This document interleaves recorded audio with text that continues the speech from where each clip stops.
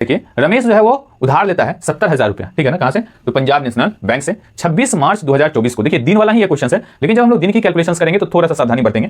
क्या करा कि 70,000 रुपया पंजाब नेशनल बैंक से 26 मार्च 2022 को 9% पर एनम के सिंपल इंटरेस्ट पे ये उधार लेता है, ठीक। अगर मान लीजिए क्लियर रमेश लिखा है, यहां सी लिखा है, तो थोड़ा सा ध्यान रखें। अगर मान लीजिए he cleared the account on 7th of the June of the same year, उसी साल के 7 जून को वो पैसा जो है वो वापस कर देता है सारा पैसा। तो ये हमको पता करना है कि आखिर वो क्या अमाउंट होगा जो वो चुकाएगा, यानी कि इसके लिए पहले हम साधारण ब्याज निकालेंगे और तभी हम उसको अमाउंट निकाल करके बता सकते हैं। तो देखिए ऐसा क्वेश्चन अगर दिन वाला कभी भी दिया होता है तो दिन की जब गणना करते हैं हम तो किस बातों का ध्यान रखते हैं इसको पहले समझते हैं। देखिए पहले हम ये लिख लें कि वो पैसा एक्चुअली में उधार कब ले रहा है, तो 26 मार्च को ले रहा है। तो मार्च में 26 को ले रहा है, तो 26, 27, 28, 29, 30, 31, यानी 6 दिन तो मार्च में लगेगा उसको, मतलब 6 दिन मार्च में लगेगा, मार्च का 6 दिन। उसके बाद फिर अप्रैल कितने का महीना, तो 30 दिन का मंथ होता है अप्रैल, तो यानी कि 30 दिन लगेगा किसमें, तो ये लगेगा आपको अप्रैल में, ठीक है ना। और मई में कब ये वापस कर रहा है, एक्चुअली में 26 मार्च को ले रहा है और फिर उसी को 7 जून को दे रहा है वापस, 7 जून को दे रहा है वापस, यानी कि मतलब ये मई में, मार्च अप्रैल मई में 31 दिन, ठीक है।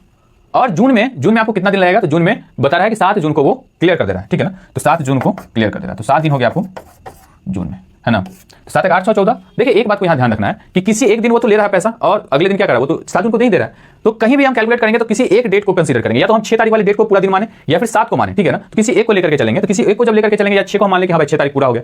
तो अगर मान लीजिए 6 1 7 7 14 यानी कि 14 हो जाएगा, तो 14 नहीं होगा, यहाँ पे क्या हो जाएगा, ये 3 यानी 13 ही होगा, किसी एक को पूरा दिन कैलकुलेट, यानी कि ये 7 को तो क्लियर ही कर दे रहा है। जैसे समझिए कि जून में 6 दिन वो रख रहा है पैसा, यानी कि 6 6 12 13 का 3 हाथ में 1 3 1 4 और 4 3 7, यानी कि टोटल वो जो पैसा रख रहा है वो 73 दिन पैसा रख रहा है। कितने दिन पैसा रख रहा है, 73 दिन पैसा रख रहा है। अब 73 दिन पे तो हम कैलकुलेट किए हैं अभी जस्ट। तो आइए देखते हैं फिर सिंपल इंटरेस्ट क्या लिखेंगे, principal into rate into time upon 100।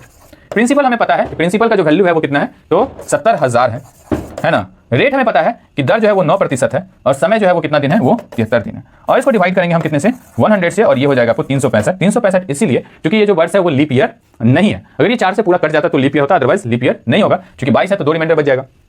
अब इसको काटा पीटी कर देते हैं, 5 से ये खत्म हो जाएगा, ये 2 जीरो से 2 जीरो खत्म हो जाएगा। इस 5 को और काटेंगे तो 14 5 70 140 बचेगा, है ना। बताइए कोई दिक्कत परेशानी, हमें नहीं लगता यहाँ पे है। फिर 14 9 जा ये हो जाएगा आपको 100 कितना 26, तो ये हो गया 126 और इस पे 1 जीरो, यानी कि 1260 जो है वो हमारा सही जवाब होगा।